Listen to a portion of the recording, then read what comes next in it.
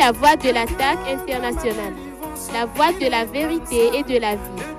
Vision, les 3 V qui sonnent la glorieuse victoire de notre Seigneur Jésus-Christ sur Satan par le pasteur Joseph Kojo Akemehe, tous les dimanches de 17h30 à 18h sur la RTDS.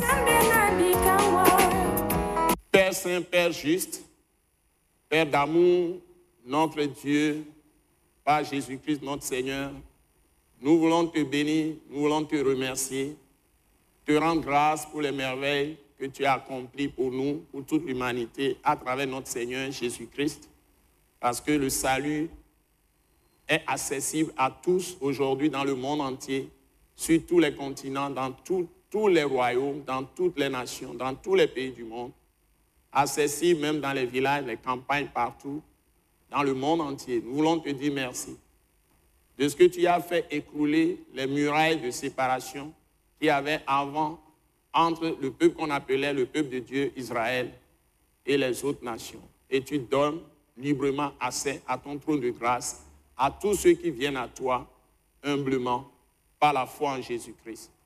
Seigneur, merci d'avoir rendu possible le salut de chacun de nous.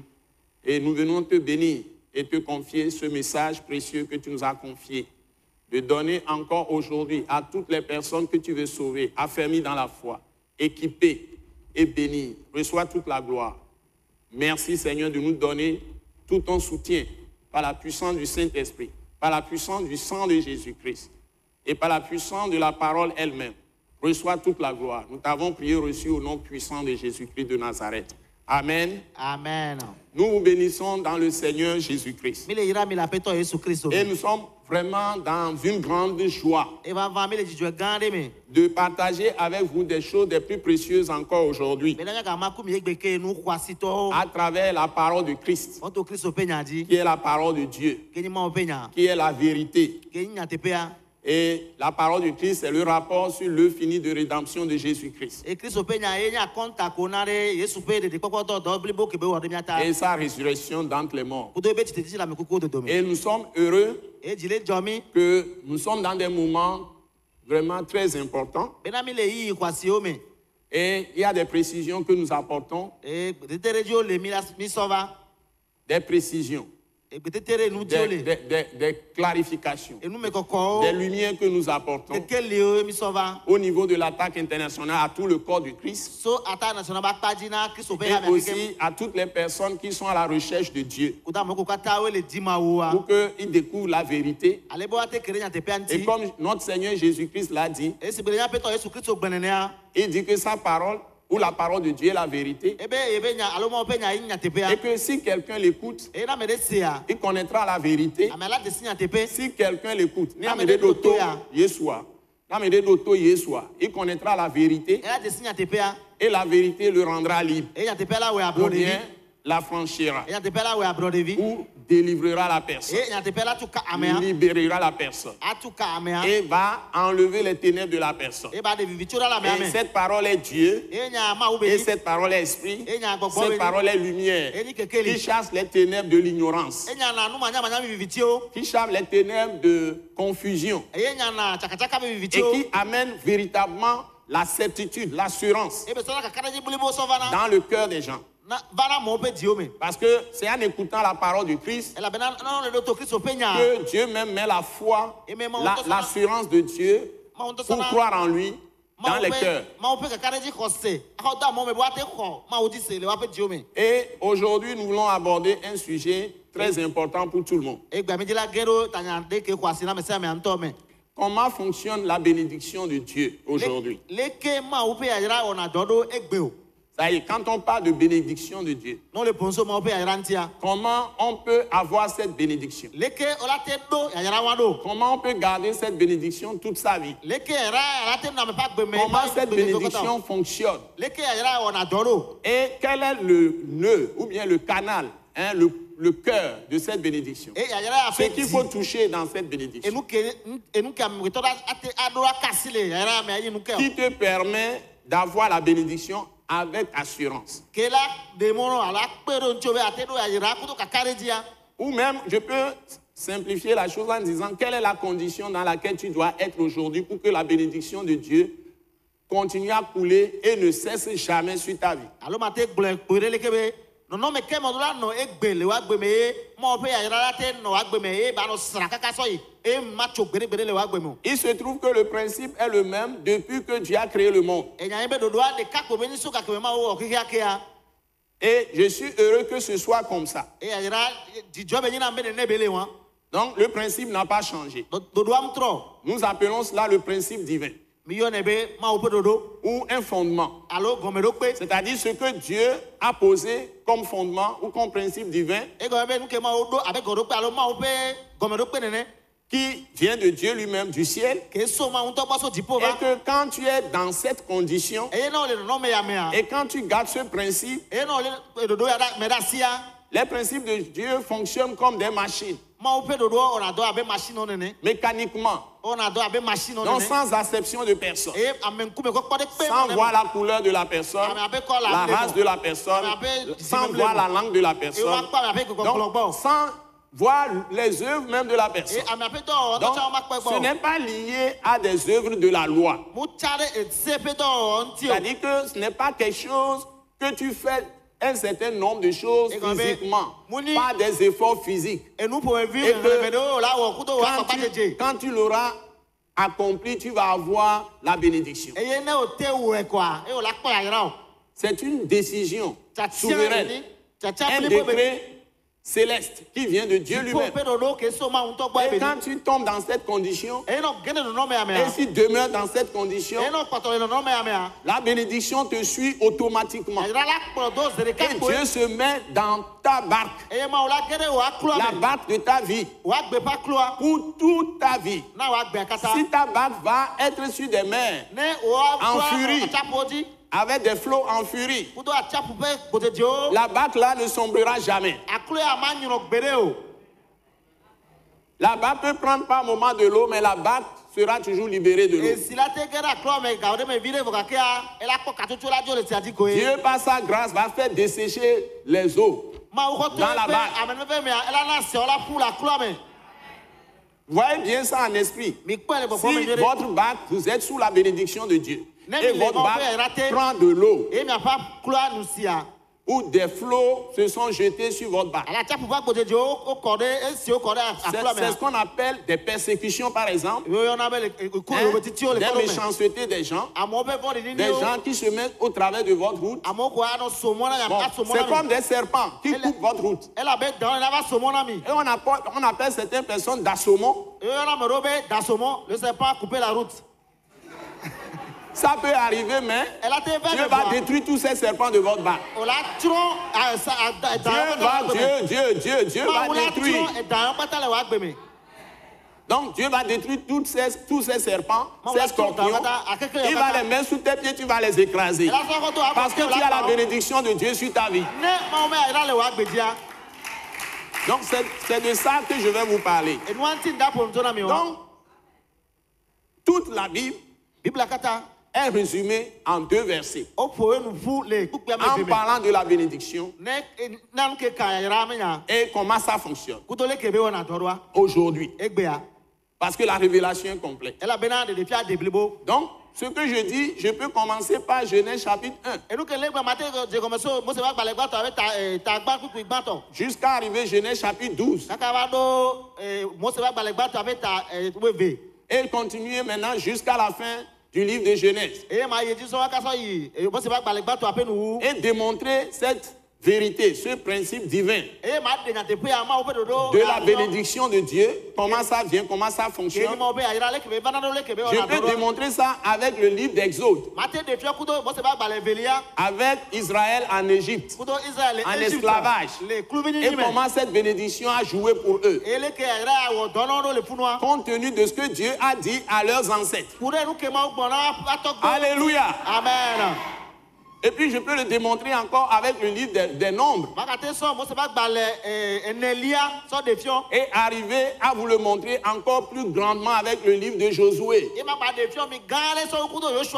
Parce que les murailles de Jéricho ont été écroulées devant eux par ce principe, cette grande vérité. Que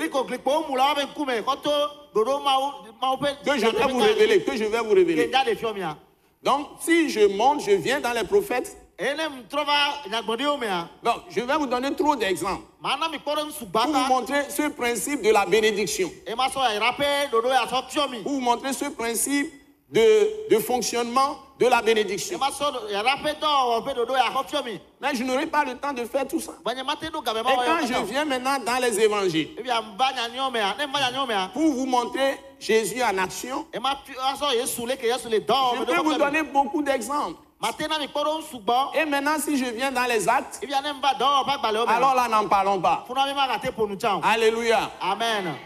Mais je vais me contenter de 2 versets. Ba majo no kuka me vedikpo. Mais avec le même passage, Ba kudo te ba je vais vous expliquer comment fonctionne la bénédiction. Ma de filmi ma de leke ma ope ayira ona dodo agomena mi. Et si vous êtes dans ce principe, Ene mi le dodo ya mea. si vous êtes dans cette vérité divine, Ne mi le ma ope nya tepe ya mea. tout ce fondement, Alo gomelo pe ya la mea. bénédiction marchera toujours dans votre vie. Ayira la ne solo ya pa gome godo godo kwe.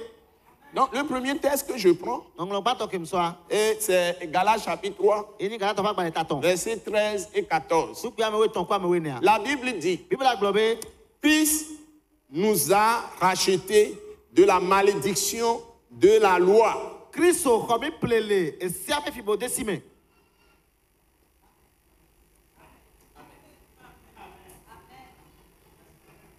Je vais relire. Ma ga tron leke. La Bible dit, Bible la globe. dans Galates 3, verset 13, Ga to ba gba taton kuku ya me we ton lia. Christ, Kristo. on peut le dire autrement, Jésus-Christ, Na te gblendo bobo Yesu Kristo. ou Jésus de Nazareth, Alo Yesu Nazareth to. crucifié et ressuscité, Ko kala ti o ga ti be ti tra me kuku dodo mea. nous a rachetés E komi de plele. la malédiction de la loi. Cho e si ape fibo desime. Quelle loi? E se ke o. La loi de Moïse. Mo se be se ya. Et c'est composé de quoi? E nou ke le me o. Tout ce qui a été écrit comme loi, ordonnance, statut, des règles, tout ce que Moïse a dit, tout ce que Dieu lui a ordonné. Même avec des sanctions, des décrets, tout ce qu'il a prononcé. Parce que la Bible dit, toute écriture est inspirée de Dieu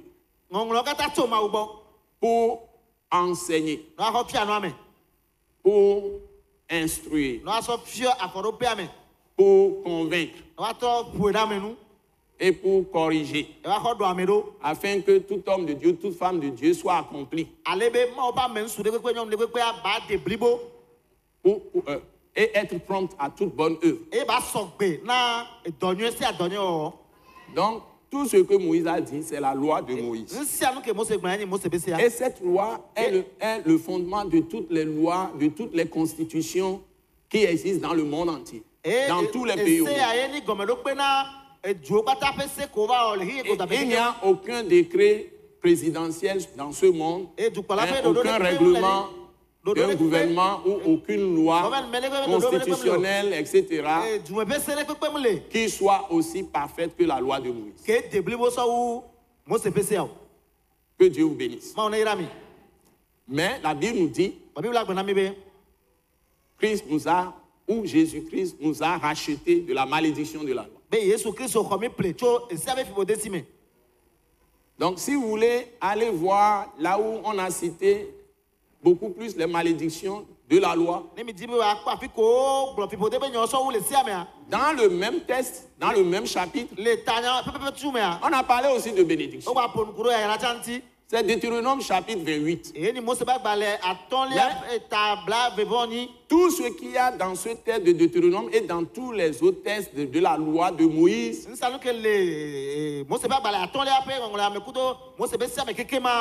la Bible dit que toute la loi est la malédiction. Toute la loi de Moïse est une malédiction. Parce que même si on te dit des choses qui sont des bénédictions citées par exemple dans Deutéronome 28, les conditions que tu dois remplir pour pouvoir avoir ces bénédictions, personne sur la terre n'est capable de le faire. Et la Bible dit dans Romains chapitre 3, verset 23, Romains 3, verset 23. Tous ont péché et sont privés de la gloire de Dieu. Et ils sont gratuitement justifiés par la rédemption qui est en Jésus-Christ. Christ crucifié, ressuscité. Ce qui veut dire que toute la loi est une malédiction. Tu ne réussiras jamais à faire parfaitement même ce qu'on te demande de faire pour pouvoir avoir la bénédiction.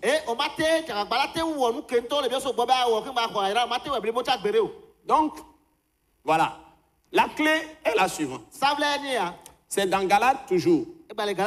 Galates chapitre 5 dit clairement que tous ceux qui s'attachent aux œuvres de la loi sont déchus de la grâce. Sont déchus de la grâce qui est en Jésus. Et si vous remontez maintenant à Colossiens, que tous ceux qui sont encore dans les rudiments de la loi se mettent dans la servitude. C'est dit dans Galates aussi. Galates 5. Donc ce qui veut dire que tu peux être chrétien et tu es encore dans la servitude du diable. Si tu n'es pas sorti de la loi, c'est-à-dire la loi de Moïse, ou toutes les lois qui sont de la chair de l'homme, parce que la loi fait appel à la chair de l'homme. C'est-à-dire que tu t'efforces toi-même, pas ta capacité intellectuelle, pas ta capacité sentimentale, pas ta capacité de conscience, pas ta capacité de force physique pour accomplir le commandement de Dieu. Or, le péché rend la loi sans effet. Alléluia. Le péché détruit la puissance de la loi. Donc, la loi est totalement faible. Le péché anéantit la puissance de la loi. Parce que le péché qui est en toi te rend esclave de la chair. Et la loi ne peut pas te délivrer. Donc la loi va parler de ce que Dieu est et ce que Dieu veut que tu fasses, mais ne te donne pas la force. Même quand les gens étaient sous la loi, c'est par la grâce que Dieu agissait envers Israël. Parce qu'il était arrivé des moments où Dieu voulait détruire tout le peuple à cause de la loi. Et le peuple péchait. Donc la loi est au-delà de nos forces. Mais Galates 3, même toujours Galates 3 dit que la loi était donnée comme une garde, c'est-à-dire comme on prend des militaires pour garder une maison, ou on prend des gendarmes pour garder une maison, ou bien des policiers pour garder une maison, en attendant que le propriétaire même de la maison vienne. Et le propriétaire de la maison, c'est la grâce manifestée qui est Jésus-Christ.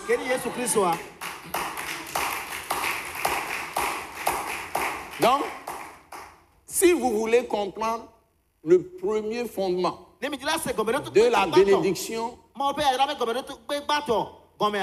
c'est que pour avoir la bénédiction de Dieu, tu dois sortir de la loi. Tu ne peux pas être sous la loi et avoir la bénédiction. Il faut être sous la grâce qui est accessible à nous aujourd'hui, qui a été manifesté par la mort de Jésus sur la croix et par sa résurrection d'entre les morts. Et c'est pourquoi nous célébrons Pâques. Christ est l'agneau de Dieu qui a été crucifié et qui a été immolé et qui a emporté les péchés de tout homme ou de toute femme, de toute jeune fille, de tout jeune homme, de tout garçon, de tout enfant. Dès que la personne commence à distinguer entre le bien et le mal. Donc, si les gens ne comprennent pas ça dans les églises, et on prend la loi pour doiter les péchés des gens, on met l'église sous la malédiction. On met les gens, les maisons sous la malédiction. Continuons. Christ nous a rachetés de la malédiction de la loi. Étant devenu malédiction pour nous. C'est-à-dire que Christ a pris toutes les malédictions de tous les hommes qui vont croire en lui, en sa mort et à sa résurrection.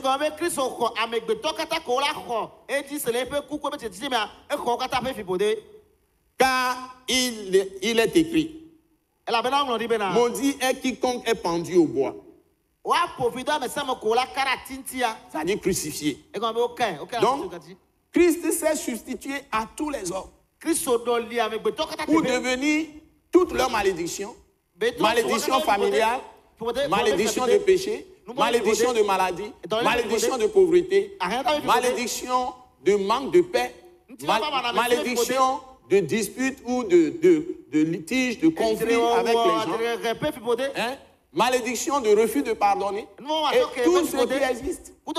La malédiction de la mort, la malédiction de la stérilité, toutes les malédictions, Christ est devenu tout cela pour nous. Et nous maintenant, en Jésus-Christ, quelque chose va se passer pour nous. Donc, je voudrais que vous compreniez. Vous n'êtes plus les mêmes personnes quand vous avez pris en Jésus-Christ. L'affaire de Christ, crucifié, ressuscité,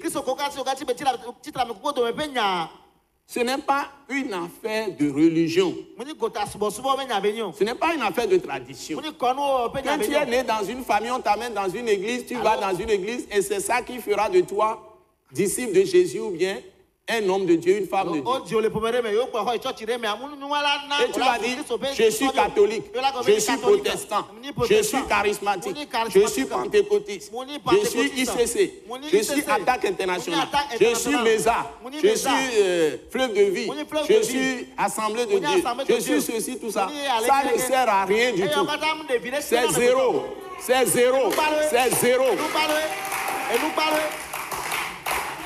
Mais il faut que tu sois quelqu'un qui ait compris le message de Christ et qui est né par ce message. C'est-à-dire, ton intelligence a été totalement refaite, renouvelée. Et que tu aies saisi ce que ça veut dire que devenir enfant de Dieu, ou fils de Dieu, ou fille de Dieu. C'est pourquoi les chrétiens sont en train de subir beaucoup de choses. Et les gens d'autres religions sont en train de progresser plus vite.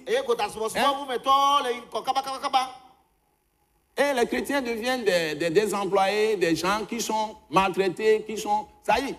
Nous devons comprendre que... Je vous ai dit que tout le monde peut devenir riche. Ce n'est pas forcément quelqu'un qui dit qu'il est chrétien, il est ceci, il est cela. Bon, c'est le travail, c'est le sérieux au travail, c'est la rigueur, c'est l'intégrité, c'est tout ce que la personne est. Et la personne sait soigner son image aussi, sa réputation. La personne. Donc on ne sort pas de la pauvreté au hasard. Ce n'est pas que tu passes tout ton temps à dire que tu ne fais que prier, tu es tout le temps à l'église et tu ne travailles pas comme il faut et tu dis tu vas sortir de ta pauvreté. Tu refuses de travailler. Même la Bible est contre ça. 2 Thessaloniciens chapitre 3. Celui qui ne travaille pas ne doit pas manger. Celui qui ne veut pas travailler ne doit pas manger. C'est ce qui est écrit. On dit celui qui ne veut pas travailler. On ne dit pas que celui qui travaille ne travaille pas. On dit celui qui ne veut pas travailler ne doit pas manger. Bon, maintenant, lui, il est pendu au bois, il est crucifié. Et c'est la malédiction, ça. Il a pris toutes nos malédictions. Et maintenant, il nous a libérés de la malédiction de la loi. Il nous a rachetés. Il nous a délivrés de la malédiction de la loi. Et lui-même est devenu malédiction à la place de nos malédictions. Et c'est une substitution. Il est notre substitut. Et maintenant, Dieu va faire ce qui est impensable pour nous autres. Je vais vous le lire. Galates chapitre 3, verset 14. Afin que la bénédiction d'Abraham, on donnait non, la bénédiction d'Abraham, alléluia, afin que alebe la bénédiction d'Abraham Abraham pe ayira eut pour les païens, c'est-à-dire les idolâtres, les incroyants, ceux qui pratiquaient la magie, la sorcellerie, les idolâtries, l'occultisme, l'ésotérisme, toutes les fausses croyances, les fausses religions, tout ça. C'est-à-dire la religion en dehors de la foi en Jésus-Christ. Tout ça, c'est les païens, ça. Afin que la bénédiction d'Abraham eut pour les païens son accomplissement en Jésus-Christ.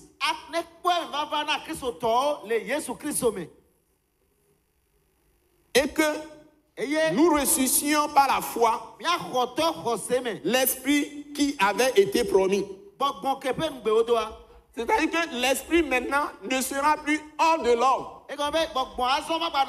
C'est-à-dire Dieu Tout-Puissant, qui a créé les cieux et la terre, qui a créé toutes les richesses, qui a créé diamant, or, tout ce qu'il y a sous le sol. Il a créé les arbres, il a créé toutes les feuilles avec lesquelles on fait les papiers de monnaie, tout ce qu'on peut utiliser pour faire les papiers de monnaie, et l'or, l'argent, diamant, tout ce qui existe, toutes les richesses, les plantations, l'agriculture, tout ce qui existe, les animaux, les reptiles, les oiseaux, et tout ce dont nous avons besoin, les poissons. Et il a rempli le monde de choses pour permettre à l'homme de vivre dans sa bénédiction. Pour que cela soit accordé à ceux qui n'étaient pas son peuple auparavant. Donc on a cité Abraham pour montrer tout ce qu'il a fait dans la vie d'Abraham et dans la postérité, c'est-à-dire dans la vie des descendants d'Abraham. Et c'est ce que je vous disais, que j'aurais pu prendre tous les livres pour montrer toutes les bénédictions que Dieu a manifestées dans la vie d'Abraham, même avant Abraham, et ensuite dans la vie d'Abraham et dans la vie de tous ceux qui ont suivi, qui sont de la postérité ou bien qui sont les descendants d'Abraham.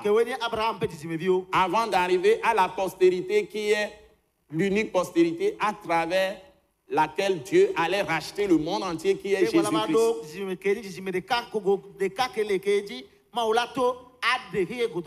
Et maintenant, accorder cette bénédiction d'Abraham à tous ceux qui croient en Jésus-Christ. Et ça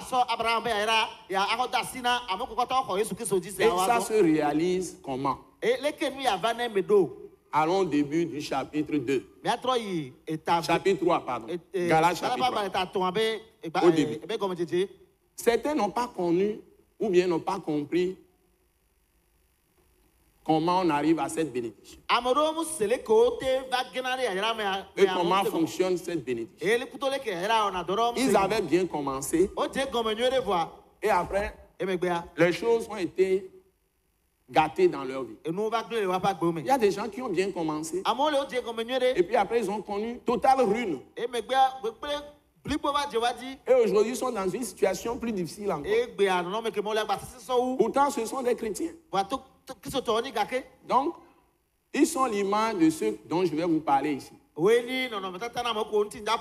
C'est les Galates. Donc, ce que j'ai annoncé dans le verset 13 et 14, c'est ce qui doit être pour tous les chrétiens. Mais si la bénédiction ne fonctionne pas de façon continue, et il y a des catastrophes dans nos vies, c'est que souvent nous sortons du cadre, de la base, du fondement, du principe divin, de la vérité divine que nous devons saisir. Et c'est ce que je vais expliquer maintenant. La Bible dit, dans Galates chapitre 3, verset 1, je vais aller plus vite, parce que c'est un rappel. Ô Galates, dépourvu de sens, c'est-à-dire stupide et insensé. Non, je ne vous insulte pas, s'il vous plaît. C'est ce qui est écrit ici. Qui vous a fasciné Mais quel trop tsunami, là mais quel qui vous a ensorcelé, mais quel azemio, qui vous a envoûté. mais quel nous Voilà. La sorcellerie, Azea, tel que les gens définissent ça, c'est le camo de nego. ils croient que c'est quelque chose de vraiment horrible pour faire du mal, comme si c'est un assassin qui vient avec des couteaux dans l'esprit et qui enfonce ça dans votre estomac. Ce n'est pas ça la vraie sorcellerie. La vraie sorcellerie, c'est de vous parler mal. C'est de vous donner de fausses pensées. Vous avez beaucoup de sorciers dans les églises. Ça, ils vous donnent de mauvais conseils. Ils abandonnent eux-mêmes la voie de Dieu. Et ils critiquent les pasteurs qui sont intègres, qui prêchent la vérité. Ils ne veulent pas que la parole dans toute sa plénitude soit appliquée à leur vie. Ils refusent. Donc, ils se confient aux pensées humaines. Donc, quand on utilise les pensées humaines, l'ennemi de l'homme qui est le diable, il est esprit, il n'est pas physique. Donc, il utilise, il entre dans les gens. Et c'est ça la vraie sorcellerie. Donc, la vraie sorcellerie, c'est de donner une mauvaise pensée à quelqu'un. Ou bien transmettre un mauvais sentiment à quelqu'un. Par exemple, quelqu'un fait quelque chose de mauvais, ça peut être vrai que la personne a péché, et tu amplifies la chose auprès d'un autre. Ah, est-ce qu'un chrétien peut faire ça? Vraiment, tu amplifies ça. Que vraiment, cette personne, tu vas dire que cette personne est démon. Un chrétien, même s'il a péché, n'est pas un démon. Il y a démon et démon. Si la personne est déterminée à ne jamais se repentir, et a choisi vraiment de faire le mal, comme Judas Iscariote, il est dans la lumière, mais il veut toujours faire les ténèbres. On peut comprendre. Mais tous ceux qu'on traite de démons ne sont pas des démons. Nous devons faire attention. Nous donnons de mauvaises pensées. Une fois que nous sommes ennemis de Dieu par nos mauvaises pensées et par nos mauvaises actions. C'est ce que Colossiens 1:21 dit. Une fois que tu es ennemi de Dieu, tu es ami du diable. Donc tous les démons, tous les esprits de mort, tous les esprits méchants, mauvais, vont t'utiliser pour détruire les autres chrétiens. C'est ça, ce sont les idées mauvaises, ce sont les actions mauvaises qui sont le fondement de l'action du diable. Voilà, c'est ce qu'on appelle la vraie malédiction. Et ça apporte des ruines dans la vie des gens. Tenez par exemple, si je travaille avec toi, je ne vais pas te permettre de négliger, de rembourser même 1 franc. Si tu as pris de l'argent de l'institution, tu vas dépenser. S'il reste même 1 franc, tu dois retourner ça à l'institution. C'est ce qu'on appelle intégrité.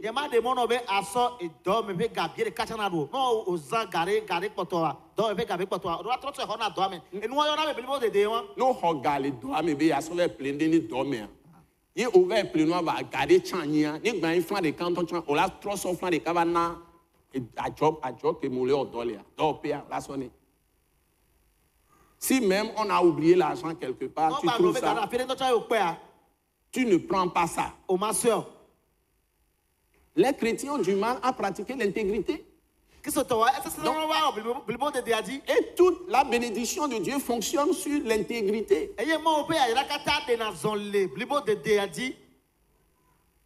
Et c'est ce que je vais vous montrer. Et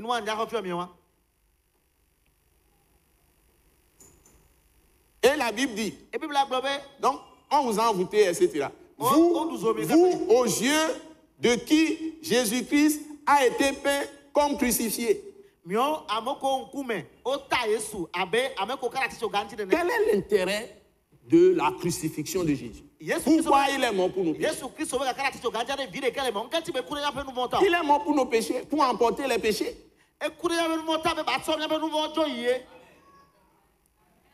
C'est-à-dire pour nous changer de nature. Ce qui veut dire qu'il est mort pour nos péchés. D'abord, pour nous obtenir le pardon des péchés. Et nous aussi, nous devons pardonner les péchés des autres. Tous les péchés. Si nous ne pardonnons pas, Dieu va remettre nos péchés en place. Ça,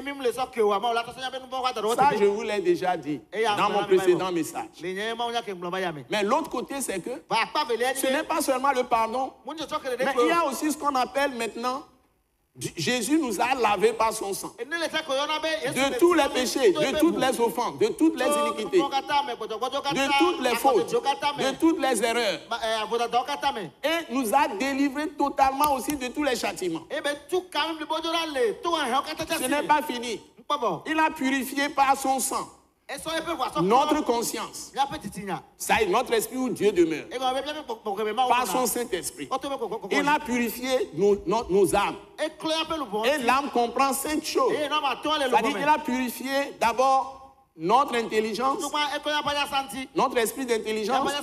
Et il a purifié notre volonté pour que nous n'ayons plus de mauvaise volonté. Nous n'ayons plus de mauvaise foi. Et il a purifié, troisièmement, nos sentiments. Pour que nous ayons toujours un sentiment d'amour pour les gens. Un sentiment de grâce. Un sentiment de miséricorde, c'est-à-dire de pitié. De pardonner toujours les péchés des gens.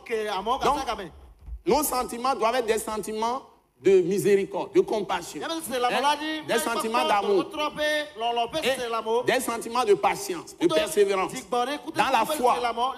Donc, si je continue, ce serait trop long. Quatrième élément, dans l'âme, il a purifié nos émotions. Quand quelqu'un fait quelque chose, notre réaction doit être par rapport à la parole de Christ, à la parole de Dieu. Il a purifié aussi nos désirs. Il nous a totalement purifié. Et il nous a mis à l'écart. Il nous a sortis des pécheurs du monde. Et il nous a mis à part. Il nous a sortis. C'est ce qu'on appelle église. Ecclésia, c'est ceux qui ont été sortis du monde, sélectionnés, mis ensemble, mis à part pour Dieu. C'est ça, sanctifié. Donc, ils n'ont rien à voir avec le péché. Ensuite, il nous a justifiés. Justifié, ça veut dire qu'il nous a délivrés du péché. Il nous a délivrés de la mort. Il nous a délivrés de la maladie. Et il nous a délivrés de la loi même. Et de toute la malédiction de la loi. Et mieux, il nous a délivrés des puissants des ténèbres. Il nous a délivrés de Satan. Il nous a délivrés de tous les démons, des esprits de famille. Tous les esprits méchants, les esprits impurs, nous les écrasons sous nos pieds. Et il nous a donné le pouvoir de marcher sur les serpents, sur les scorpions, sur toute la puissance de l'ennemi. Et rien ne peut nous nuire. Et on nous déclare que nous sommes justice de Dieu. Donc, nous sommes des justes. Nous sommes des gens droits qui marchons dans la droiture, dans l'intégrité. C'est ce que ça veut dire que Christ a été peint à vos yeux comme crucifié. Donc nous avons été aussi crucifiés avec lui dans sa mort. Et quand il est ressuscité, nous sommes ressuscités en nouveauté de vie. Donc quand tu es juste là, et tu pratiques la justice, tu pratiques la droiture, tu pratiques l'intégrité, la bénédiction ne s'arrêtera jamais dans ta vie. La bénédiction de Dieu sera toujours continuée dans ta vie.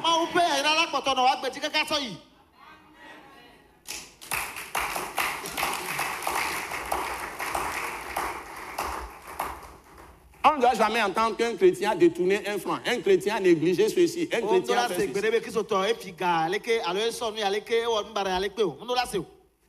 Ce n'est pas par ta force. C'est la nature que Dieu t'a donnée. Alléluia. Amen. Tu as une nature de juste. Tu as une nature de fils ou de fille de Dieu. Et le Saint-Esprit qui est à toi, nous l'avons vu dans Galates 3, verset 14.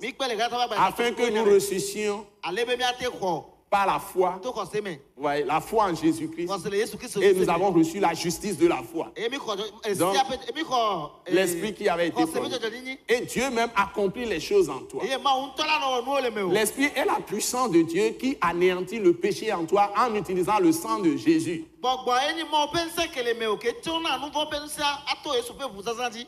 En utilisant aussi la parole de Christ. Donc, la parole même te sanctifie.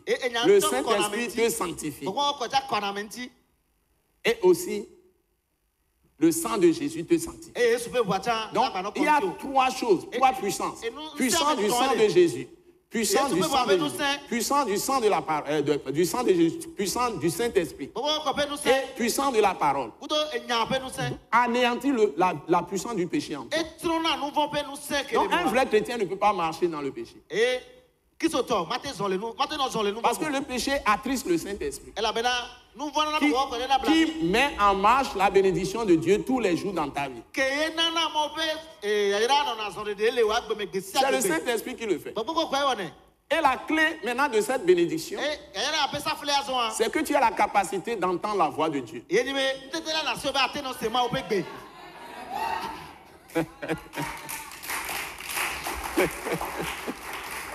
C'est-à-dire, ce que tu vas faire pour réussir, ce que tu vas faire, ça va marcher. Ce que tu vas faire pour éviter les problèmes, tout ça, le Saint-Esprit va te donner tout le temps les signaux. Pour le faire, il faut que tu aies la justice de la foi. Donc, tu dois être sous la grâce. C'est que tu crois à Christ crucifié, tu gardes sa parole, tu marches. Et quand tu as Christ crucifié, ta foi dans le Christ crucifié ressuscité, le Saint-Esprit est 24 heures sur 24 heures sur toi et te remplit.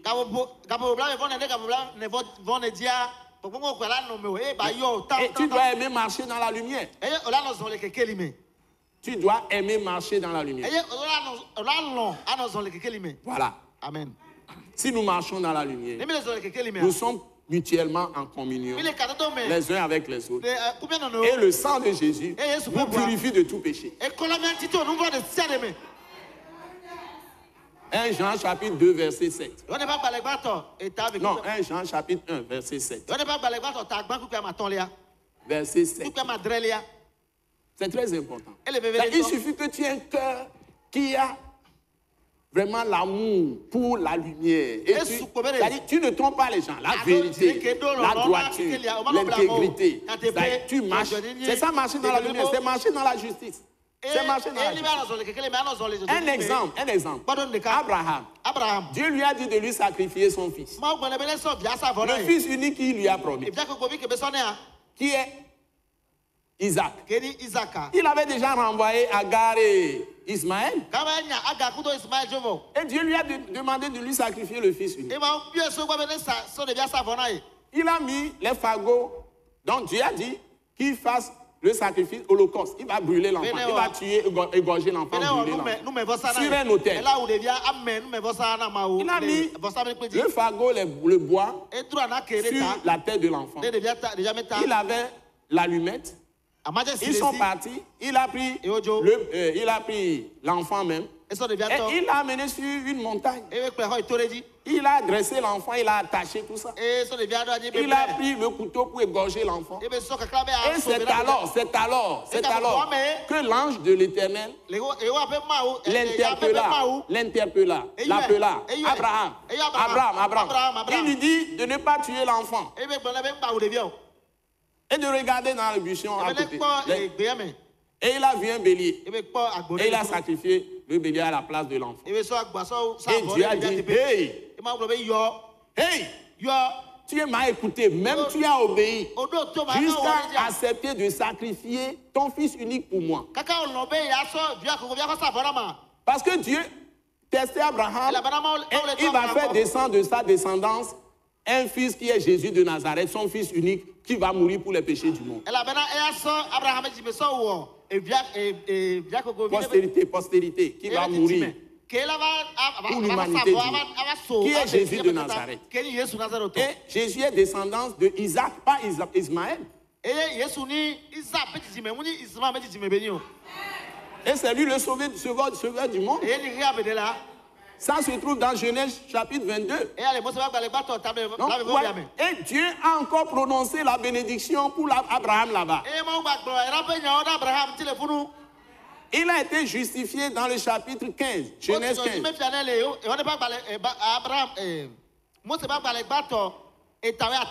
Donc Dieu lui a promis l'enfant. Il dit de regarder les étoiles du ciel. Il aura une postérité nombreuse. Mais il n'a pas cru. Et en ce moment-là, il n'a pas cru totalement.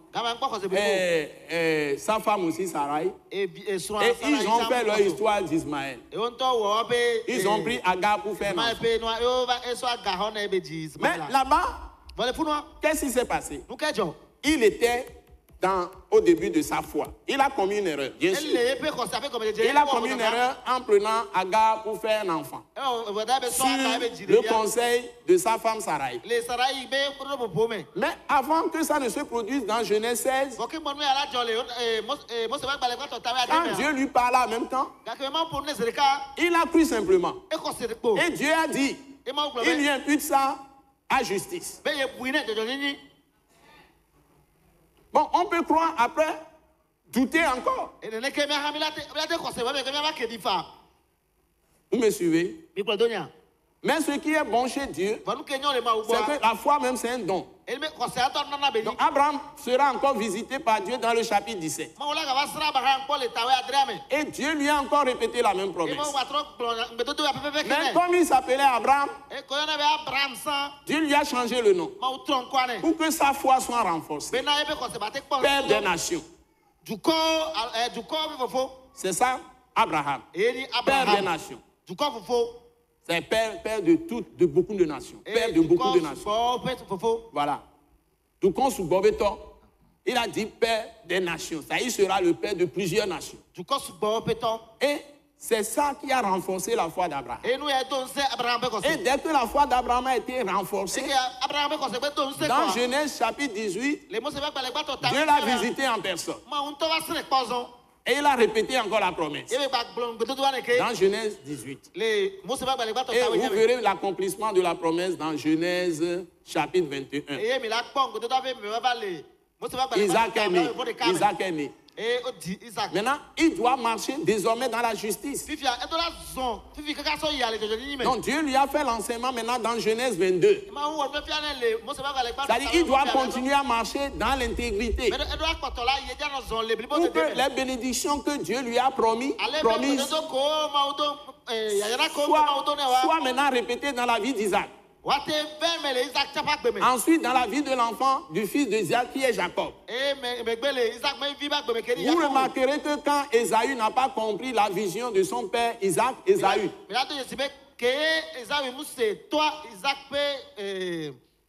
Vision. Et qu'il était un profane, Ésaü. Normalement, il est l'aîné. C'est lui qui doit suivre Isaac. Il n'a pas suivi Isaac dans ses sentiments, dans ses pensées. Donc, il avait de mauvaises pensées. Il avait des actions, disons, charnelles dans la chair. Et c'est son petit frère Jacob. Ils sont jumeaux, mais Jacob est venu après. Donc, c'est Jacob maintenant qui avait les dispositions. C'est-à-dire de foi, de justice, de droiture, d'intégrité. Et alors là, Dieu a pris Jacob. Donc, si toi aussi tu dis tu es sauvé, tu reçois la justice par la foi. Mais tu ne marches pas dans la justice par la foi. La bénédiction ne peut pas jouer.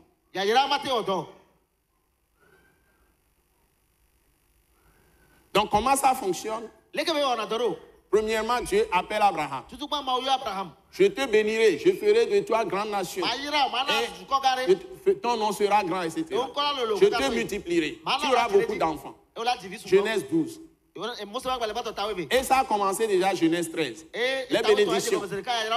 Donc, Dieu a promis, il commence à le faire. On arrive à Genèse 14. Abraham seul va combattre 5 rois ou 4 rois. Non, amenez. Et il les a vaincus. Yebe duwaji. Il a délivré l'autre qui a été emmené. Yebe ko l'autre ko. On arrive à Genèse 15. Il se plaint que Dieu ne lui a pas donné l'enfant promis. Dieu répète la bénédiction. On arrive à Genèse 16. Il fait la volonté de sa femme. La femme lui dit de prendre une femme esclave pour avoir l'enfant que Dieu lui a promis. C'est tombé à l'eau. Après, on a renvoyé la femme et ses enfants. Et Abraham et Sarah se sont encore retrouvés ensemble. Donc, la femme a été divorcée. Voilà. Et on continue. Genèse 17. Dieu vient répéter la promesse. Et Dieu change son nom. Et ça continue. On arrive dans Genèse chapitre 18. Dieu vient en personne visiter Abraham pour renforcer sa foi. Et Abraham maintenant est très fort dans la foi. Et il marche maintenant dans la justice. Dieu fait venir l'enfant, l'unique. Mais Dieu veut voir si l'homme peut faire quelque chose qu'il veut faire. Donc si l'homme le fait, il va tenir sa promesse. Ce qu'il veut faire, il veut voir si quelqu'un par la foi peut le faire sur la terre. Si la personne par la foi fait, Dieu va confirmer sa promesse. Donc Dieu veut voir la justice. Dieu veut voir la justice. Il veut voir la droiture. Il veut voir l'intégrité de l'homme pour accomplir sa volonté. C'est pourquoi c'est écrit dans Jacques chapitre 2 que Abraham a été justifié par la foi. Par les œuvres plutôt, par les œuvres. Et ça continue. Et nous arrivons à Genèse 22. Abraham sera testé maintenant pour prouver sa justice. Qui va accepter sacrifier son fils? Qui d'entre nous va accepter de sacrifier son fils? Il a obéi là-bas aussi. Et Dieu voit qu'il n'y a plus rien à faire. Je vais faire tout ce que j'ai dit. Je vais faire tout ce que j'ai dit. Tout ce que j'ai planifié. J'ai trouvé un homme sur la terre par qui je peux passer. Donc la bénédiction qui est venue sur tous les hommes de la terre, c'est d'abord la reconnaissance de la justice que Abraham a reçue chez Dieu.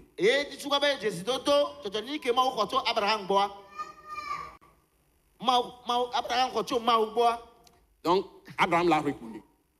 Abraham l'a reconnu. Et puis ensuite, Abraham a pratiqué cette justice. Et quand Abraham a pratiqué cette justice, tout ce que Dieu a planifié de faire, il va passer par la postérité d'Abraham pour enlever toute la malédiction qui était sur les hommes sur la terre. Ce message n'est pas du simple message facile. Donc, vous devez bien suivre. C'est-à-dire que si vous recevez la justice de la foi, vous devez pratiquer la justice par la foi. C'est parce qu'il a cru en Dieu que Dieu est capable de tout. Même là, on est pépé. Et on est pépé. Et on a fond Amérique au window tient quoi? Et Abraham, que do Hosewan, et ti beso capable de la so webevia, et ma ou pété, ou vieux. Au sort à l'église réception, et be ou aller, et voilà, ma ou nous qui be la wa. N'est pas, tu as la médébat première, et on a nous qui là. Si Dieu voit la justice, la droiture dans la vie de quelqu'un, Dieu fait aussi ce qu'il doit faire. Amen. C'est-à-dire que si dans ta maison, tu as la foi, tu as déjà la justice de la foi. Mais si tu ne pratiques pas la justice, les promesses de Dieu, il ne peut pas les faire pour toi. Donc la bénédiction d'Abraham, c'est quoi finalement? Qu'est-ce qui donne vraiment la bénédiction? Je pose la question à la fin. Je vais vous donner la réponse, mais je vais entendre d'abord de votre bouche. Voilà. Ce qu'on appelle la bénédiction d'Abraham, comme vous l'avez dit, c'est la justice par la foi.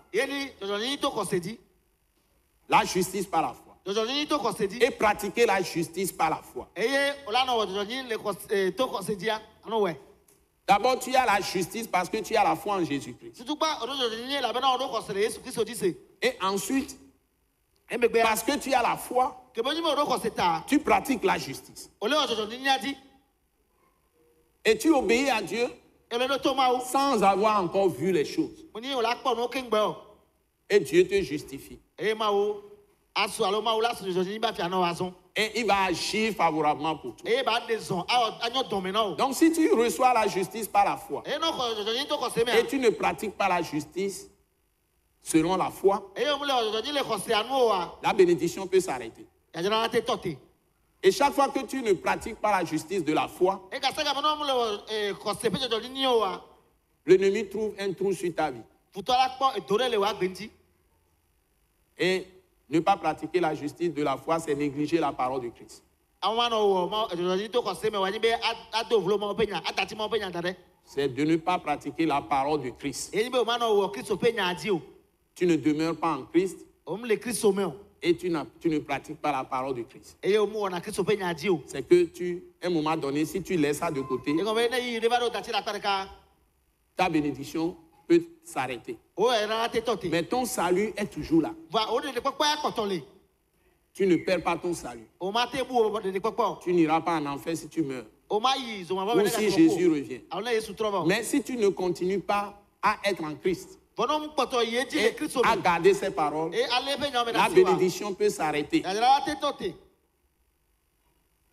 C'est ça que je voudrais vous montrer. Et pour terminer, je sais que cette fois-ci, j'ai débordé un peu l'heure. Je sais. Hein? Donc, si nous prenons Jean chapitre 15, il y a un verset clé. Verset 7. Jésus a dit aux gens, si vous demeurez en moi et que mes paroles demeurent en vous, demandez tout ce que vous voudrez et il vous sera accordé. Si Satan attend ce que tu as demandé, ça va venir. Mais il faut que tu aies reçu par la foi en Jésus-Christ la justice de la foi. Mais il faut que par la foi en Jésus-Christ, tu aies reçu la justice de la foi. Et ensuite que tu continues à marcher dans cette justice de la foi. C'est-à-dire que la parole, simplement la parole.